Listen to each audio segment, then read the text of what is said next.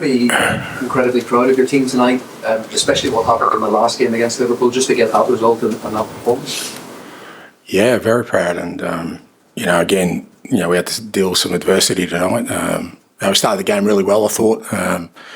But then obviously we lose Rodrigo, and, even in the way it happened, it's quite distressing. You see a teammate go down in that manner. And, again, we had to sort of compose ourselves and deal with that and reorganise. And, super proud of the players. I have been all along, It hasn't been through the want of trying that our results haven't been. It's certainly not been on them. It's just that we just haven't been able to get the consistency to get the results we needed. But just proud that they feel good tonight. They get the rewards of their hard work. Our fans as well, because, we've put them through a tough time. I thought they were outstanding tonight. We haven't achieved anything, but I think just that feeling of having a victory against a top opponent in a big game, I think really pleased for everyone. How would you sum up Liverpool's performance in general, but also the other side of that, about the debate around the possible second yellow card? What are your thoughts on that as well? Yeah, Lucas was brilliant. I mean, like I said, I haven't lost sight of the fact that we've got, two 18-year-olds, one who's playing at centre-back. It's not even his position. I just don't think people really understand, the level of performance that these young guys are giving us at the moment. And we had a goalkeeper on debut. Jed's playing left-back unbelievably well. But yeah, Lucas is just growing all the time. He's just got that ability as a footballer to create space for himself. He's got the quality, but he works awfully hard for the team as well. And like I said, we've been dealing with some adversity for sure, but we've had some growth in that. I've got no doubt about that. That's been masked by poor results and poor form for sure, but I've got no doubt that when we get our players back, we've got the foundation of a really sort of, strong core group of players we can really grow with. Yeah, I don't want to speculate, Tom, because I don't really know either. I mean, all I know is he was conscious when he came off. Obviously, it was some sort of head injury, but he was conscious when he was coming off the field, and he's been taken to hospital for observation, but I'm not really clear on sort of how it happened. Again, mate, I don't, it's not my area, unless I'll get the doctor out here, but I'm not going to speculate because it's just not fair on people around him. But it was a head injury, and there was concern from players out there, so obviously there was something going on. You gave your goal through straight in, and you had a great performance. What did you make of the counting? Yeah, brilliant. Yeah, no, fantastic. I got the sense when I spoke to him before we signed him that he had a bit about him in terms of, real sort of assuredness, but probably belied his years. And, we did. I threw him a mammoth task today to play against the best team arguably in the world at the moment, in a big game, in a semi-final, and he just handled it awfully well. And I think credit to Johan and his team. They were really big on him as a footballer that's going to fit our style. They worked really hard to make it happen now, and you can see why he's an outstanding footballer. And it was a lovely moment for Lucas, but maybe just seconds earlier he could have been sent off. I wouldn't put him in that instant just because Anna spoke about it as well. Yeah, look,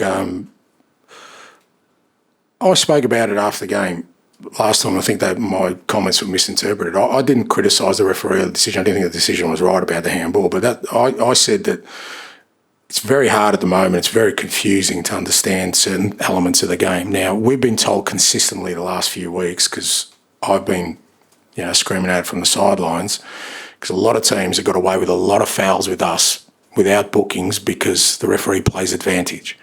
And we've been told consistently, if we play advantage, as long as it's not a cynical foul, then the player does not get cautioned. So that's been relayed to us on a weekly basis, because we feel like that's been happening. That was one of the things I was kind of, bemoaning last weekend. There was certain players who just repeatedly were fouling. We were getting advantage, but no bookings.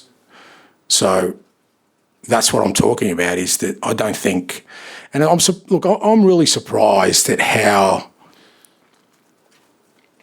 what's the word I'm looking for, how people in this country are so easily letting the game changed so much so quickly. It's changed more since VAR has come in, and I've been involved, I think, in the last 50 years. We never used to debate offsides. We never used to debate handballs. We never used to debate holding in the box. We never used to debate so many things. And it seems like, I mean, did everyone really love the announcement today? Did that give you a real buzz about, I mean, seriously? But now and again, look, I understand. My understanding of it is this is what the people want. That's what I keep getting told. I understand that. And I understand that, we're not going to, VAR is going to be there. Technology is going to be a part of life. But it's like my wife and our kids, yeah? We know technology, but she limits screen time. Why? Slow things down. I think we just got to be a bit careful about constantly, why do we want to change the game so much? And I know I'm going to be the old bloke in the stands who keeps shouting boo every time VAR, and I'll be the only one. But I just thought people would be a little bit more protective about the sanctity of the game. That's what I was talking about. Like, I wasn't criticising referees. I've never criticised, like I said, I didn't think the decision was right, but it's just the way the game, I think there's a lot of confusion at the moment. That's my belief, that the game is changing on the basis of technology. And I'm saying, why isn't anyone speaking up about it? Especially in this country who, for all intents and purposes, you guys think you're the custodians of the game. You've got a song that says it's coming home. This is your game. And yet it takes an Aussie from the other side of the world to be the one that's most conservative about changes. At the minute, are those decisions like a lottery because it feels like on one day. So my comments are fair and even playing ground. That's what they were about. So today it advantaged us. Yeah. I wasn't saying that there was a vendetta against me or Tottenham when I spoke last week. That's not what my comments were about. It's just that, and like I said, I could be on a lone crusade here, but I'm happy to do that. I'm happy to just be the lone voice of saying, just leave the game alone for a bit. Even extra time now, minutes added on there, minutes. We never used to talk about these things before.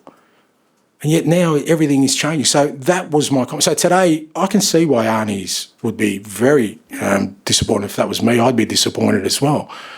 But apparently they're the rules. So, yeah. Just quickly, just quickly, I was going to say that you look to be a lot more emotional on the sideline during this period. But I don't know if I'm misreading that or that's not how you feel or... But are you conscious of just letting your emotions out a little bit more? Well, yeah. I mean, it's been an emotional time, mate. It's like I keep saying, I am a human being. Like all of us. We're in these roles of managers, and we're supposed to.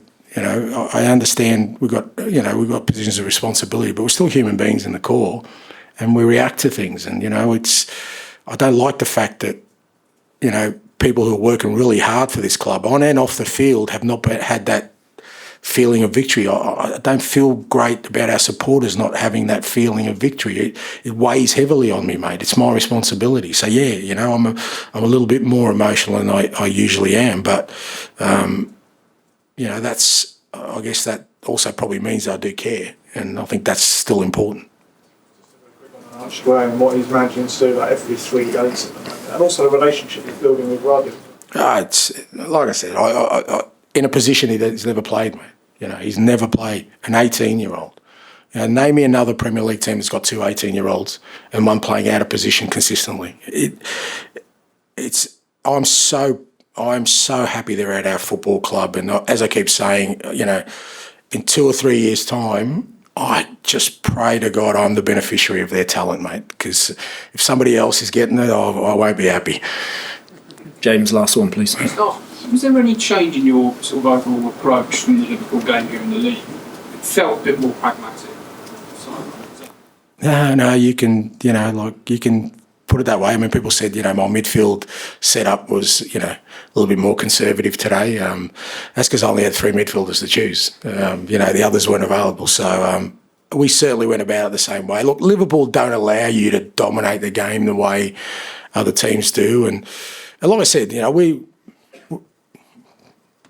Ali said, our players every 3 days are playing a game of football, mate, without rest. And you saw Liverpool at the end, they put on some significant talent, some really good footballers, some top footballers. I couldn't do the same. And yet the guys who are out there are consistently doing it. So, maybe we're not as dominant as we wanted to be, but there's good reason, not through the lack of trying or, different intent in terms of how we went about it. Okay, thank you. Thank you.